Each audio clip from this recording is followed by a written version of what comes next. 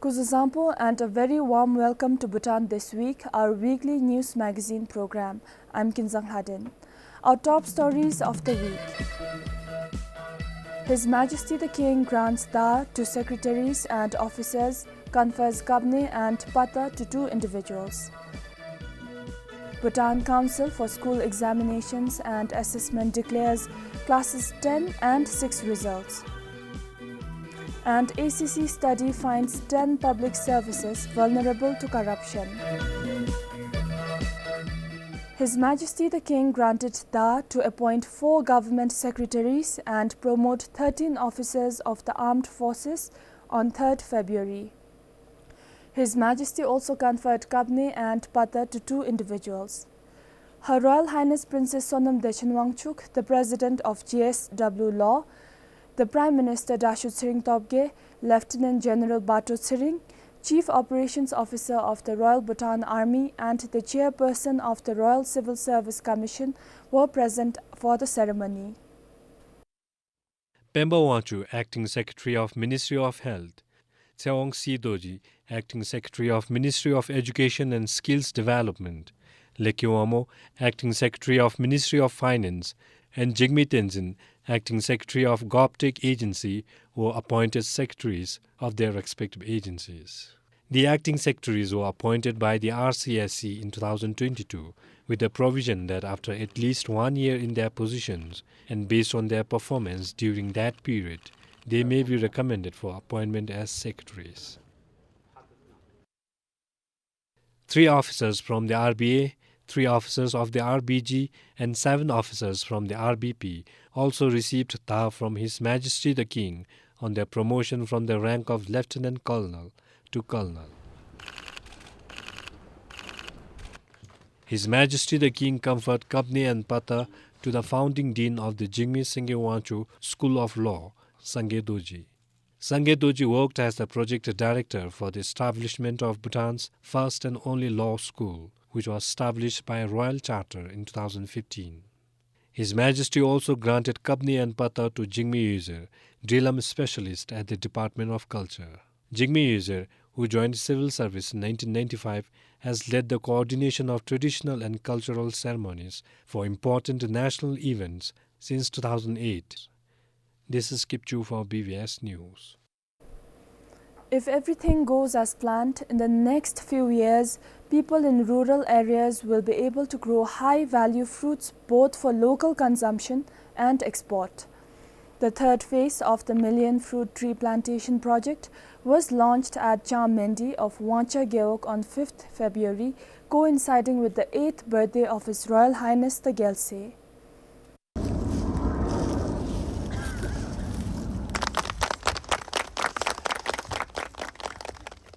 The initiative this year plans to plant 1.2 million high-value fruit trees in both temperate and subtropical areas. In February and March, temperate fruit seedlings including almonds, walnuts, pecan nuts, kiwis and apples will be distributed and planted. In June and July, subtropical fruit seedlings like macadamia nut, Arvin mango, avocado, agarwood and mandarin among others will be planted. According to the Department of Agriculture, there are currently 2 million fruit trees growing well across the country. We have different categories of plants. Some are grafted, some are not. One which are grafted would at least start fruiting from the 4th year or so. But for the non-grafted, which are seedling raised directly from the seed, would take at least 5 years. So the plants will enter into economic fruiting by the 5th, 6th year properly. We have chosen experienced desups for the initial phase in the temperate regions involving over 600 volunteers. Later in the middle of the year, when we initiate in the subtropical regions, we will engage over 1,600 desups because there are more tree saplings. People who took part in the launch were hopeful and confident that the initiative would bring about positive outcomes. In the earlier phase, Desubs provided us with the tree saplings. They visited us, showing how to plant trees correctly, water them, and maintain proper spacing. We received pears, apricots, and plums. Growing these high-value fruits is great for our own use, and selling them can fetch us a good price. We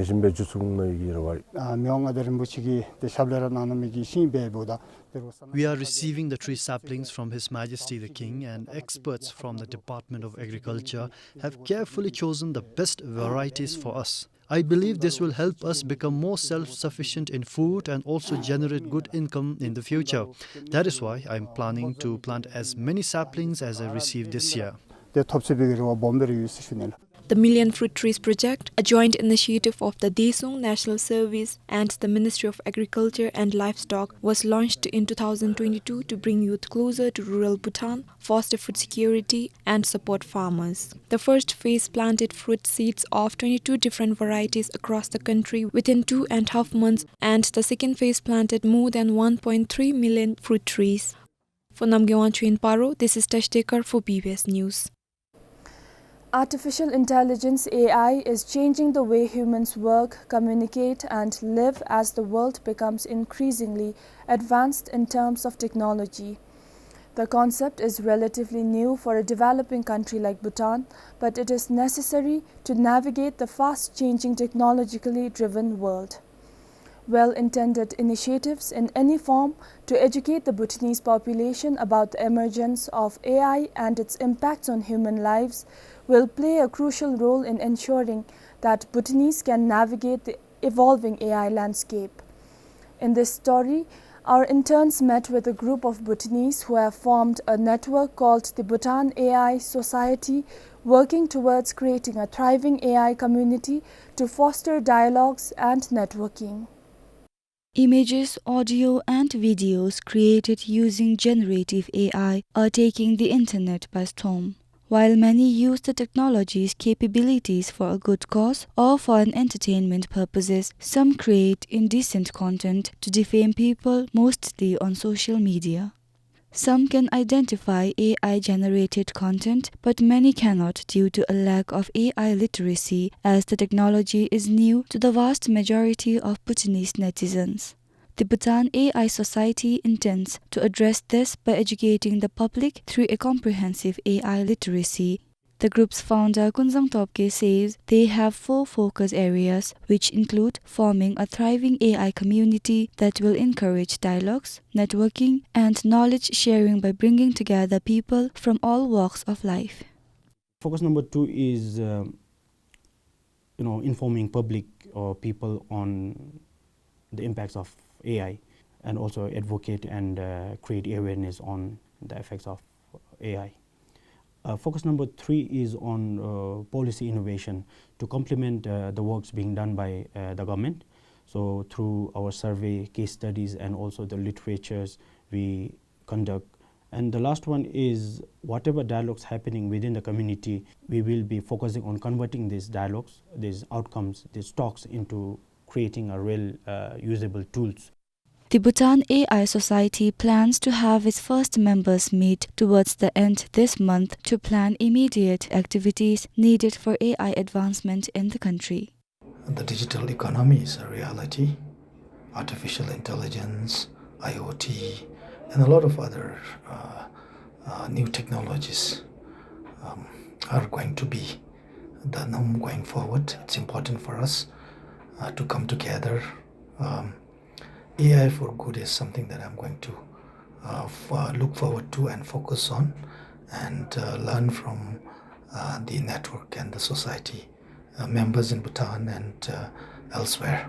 AI, artificial intelligence, is recently picking up the pace in our country, and people of different age groups are showing much interest in the benefits it gain from having such innovations and the different things AI can do to us in the near future. I expect to learn few things like how AI will benefit us in the near future. The group has also initiated providing on using basic AI tools. Being a newly formed community, the group currently lacks baseline data or information in Bhutan, so the group is seeking collaborations with civil society organizations. The Bhutan AI Society is collaborating with the Bhutan Center for Media and Democracy (BCMD) to create AI literacy. The BCMD has submitted a project proposal to its donors. For Sherab Yangchin and Sringwangmo, this is Tikil Hazum for PBS News. Over the last decade or so, with the proliferation of social media in the country, online businesses, which are mostly unlicensed, have been growing. There are only 79 e-commerce license holders registered with the Industry, Commerce and Employment Ministry as of now.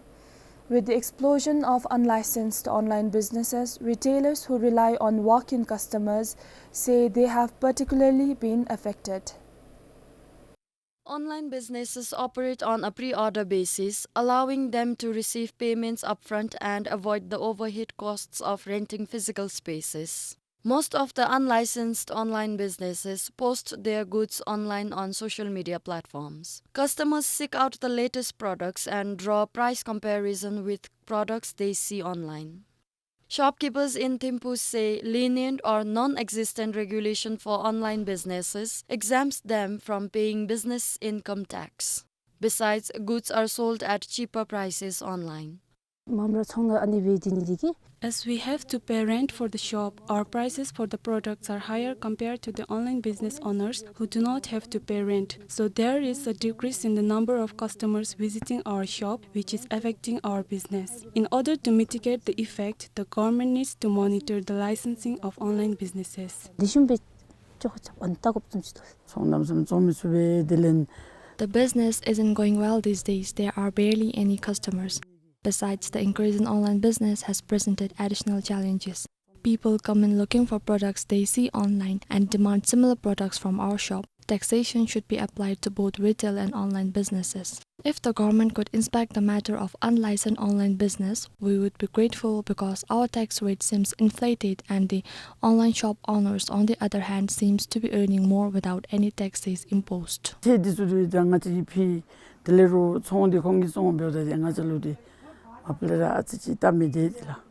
According to Industry, Commerce and Employment Ministry, since online businesses do not have a fixed establishment and can be operated from any convenient places, it is very difficult to monitor them.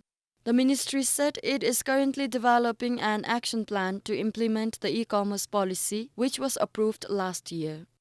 It also said the e-commerce guideline has recently been incorporated in the Trade and Industry Rules and Regulations 2023 for better enforcement. Meanwhile, the Consumer and Competition Affairs Authority has registered 12 complaints on fraudulent practices by unlicensed online business in the current financial year. Except for 4 complainants who could not be traced, the authority said it has facilitated refunds in most of the cases. The authority advises people to seek the support of the police in such cases. The ministry said the authority is carrying out various advocacy programs, informing the general public not to engage with the unlicensed or unknown entities online. For Sherab Yangchin and Sringwangmo, Namgidem PBS News. The Bhutan Council for School Examinations and Assessment (BICSI) declared the results for classes 10 and 6 on 2nd February. The pass percentage for both the classes is over 70%. According to BICSI, the pass percentage for class 10 has increased by over 2% compared to the 2022 batch. Over 10,500 students appeared for the Bhutan Certificate of Secondary Education examination for Class 10. The English subject was the favorite among Class 10 students with a pass percentage of almost 95%. Mathematics, on the other hand, recorded a low pass percentage of about 35%.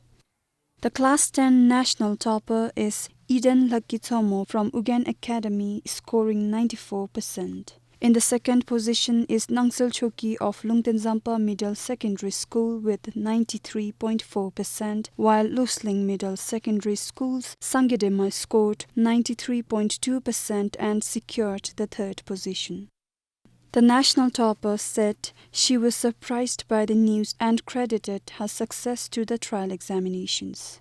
I was truly happy and it was completely unexpected. I was at my home and my brother sent me a message saying congratulations, and I was truly taken aback by that. And because of that one, I want to thank all of my teachers, my parents, all of my family members, my friends who have been with me throughout this journey. I felt like I was sitting for the big examination twice, once during the trial examination and the other one during the final exam. And it truly helped me a lot because I could familiarize myself with the question patterns and I studied accordingly to what came during the trial, and it really helped me a lot. In the Language and Culture Studies Certificate Class 10 examination, Tashlam scored 89.4% to secure the first position. Nimadoji and Sonam Gunglan Doya took the second and third positions respectively. For getting such a good result, I would like to extend my gratefulness to my teachers, friends, and my family for their support so far. I am very happy and I hope to do the same in the future. According to the officiating controller of examinations, the Class 10 pass percentage increased because students were familiar with the question pattern through the trial exams. I have interacted with few teachers, and by myself thinking on it, and then I thought that trial paper by Big C sending trial paper to schools might have helped children to prepare for final examination, because if you look at the final percentage, you have seen that it is increased by 2.20, which is a huge percentage increase in performance. The Big C also declared the results for the Class 6 Common Examination. Topping the country with almost 100% was Nangse Tenzin Hazin from Shemgaon Primary School. Chimidem of Lamgong Higher Secondary School secured the second position with 96.75%, while Tandiwang Modoji of Gelifu Lower Secondary School came in third, only 10 percentage points behind Chimidem. The overall pass percentage for Class 6 is 72.39%. More than 11,000 Class 6 students appeared for the common examination in December of last year. This is Sonam Yuden for BBS News. The Royal Audit Authority found irregularities worth almost 3 billion yutam in the financial year 2022 to 2023. According to the RAA's latest annual audit report, the irregularities are a drop of more than 4.5 billion yutam from the previous financial year. The audit findings are reported under three broad categories of fraud and corruption, non-compliance to laws, rules and regulations, and shortfalls, lapses and deficiencies. The fraud and corruption category cases accounted for almost 40 million yetram. The report shows that the Directorate of Services under the former Ministry of Information and Communication had the highest amount of irregularities at almost 13 million yetram, followed by more than 9 million yetrams worth of irregularities with the Dagana District Administration and almost 6 million yetram with the Royal Bhutan Police. The remaining irregularities in the fraud and corruption category were mostly with the district administrations.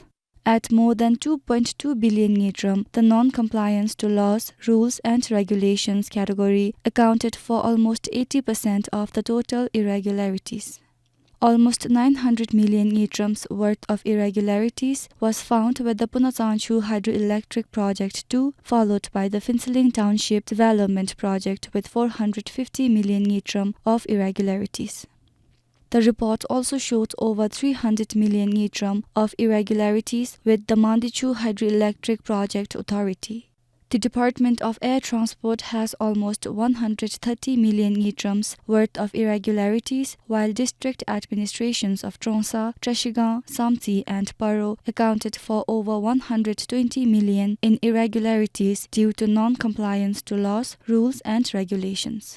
The irregularities under the shortfalls, lapses and deficiencies category amounts to more than 500 million yetram. The Druk Holding and Investments has irregularities of almost 150 million ytram in shortfalls, lapses and deficiencies, followed by the Punazanchu Hydroelectric Project 2 with more than 130 million ytram. District administrations of Samtsi, Shemgang and Linsi, Gelifuthromde, Kolungchu Hydro Energy Limited, Phinsiling General Hospital, Drugel Zong Conservation Project and the Phinsiling Township Development Project accounted for almost 150 million ytram of irregularities in the shortfalls, lapses and deficiencies category. According to the Royal Audit Authority, the annual audit report 2022 to 2023 was compiled from almost 400 audit reports. This is Tikil Hazum for BBS News. The Anti-Corruption Commission ACC in its Corruption Vulnerability Assessment of Public Service Study reported that budget manipulation and lack of transparency and accountability caused abuse of functions and conflicts of interest within the public sector. 10 public services were identified as sectors vulnerable to corruption. The report published recently was conducted last year. Forestry services is one of the sectors identified to be vulnerable to corruption. According to the study, being bribed for illegal activities such as trade of endangered species and obtaining license among many others jeopardizes balance and public trust in authorities. The National Integrity Assessment of 2022 also points out that 23% of respondents have conceded having paid bribes to officials. The next vulnerable sector is the agriculture and livestock services. According to the report, corruption in service delivery in the agriculture and livestock sectors impedes the country's economic activities, especially when most people are dependent on the two sectors. The 2022 National Integrity Assessment shows that 29% of agriculture and livestock users have experienced bribing to avail services. Similarly, the study shows that more than 65% of respondents feel that healthcare services are prone to corruption. The study states that healthcare services is severely divided due to social inequality, where wealthy people bribe and skip waiting lines while others must wait. It says this leads to poor health outcomes due to delay in diagnosis and ineffective treatment as a result of waiting. According to the study, rich people are more likely to be given preferential treatment in the process of patient referrals, resulting in longer wait times for people without financial means. For this issue, the study suggests prioritizing patients' medical needs over their ability to pay. The study also found electoral processes vulnerable to corruption. The 2022 National Integrity Assessment also highlights a high perception of corruption related to election, such as payment of cash or kind to garner votes during elections. According to the study, postal voting is an area of concern where illiterate voters and dependents are prone to manipulation. Similarly, offering incentives and applying undue pressure, among others, in door-to-door campaign, ferrying voters and campaign financing irregularities are some of the traits of corrupt practices during elections. The study further shows that corruption in public procurement and human resource management, which are also vulnerable to corruption, causes significant financial and efficiency losses and public distrust. It further states that favoritism and nepotism harm openness and equality. Favoring of individuals with influential connections in recruitment and promotion are described to be leading to partiality and potentially making others lose motivation. Likewise, land services are also found to be susceptible to corruption. In the financial year 2021 to 2022, ACC has received almost 80 land-related complaints. According to the ACC, lengthy land-related procedures can lead to corruptions as officials accept bribes to speed up the process. In the banking sector, non-performing loans (NPLs) pose a considerable challenge with corruption-related concerns, according to the report. NPL corruption can include bank officials accepting bribes and some individuals manipulating NPLs for their personal gain. According to the study, export and import processes are also vulnerable to corrupt acts such as bribing custom officials and tax evasion, among others. These activities are said to be impacting the government's revenue. Some ways to combat this issue, according to the ACC, are to make custom procedures clear and reduce direct interactions.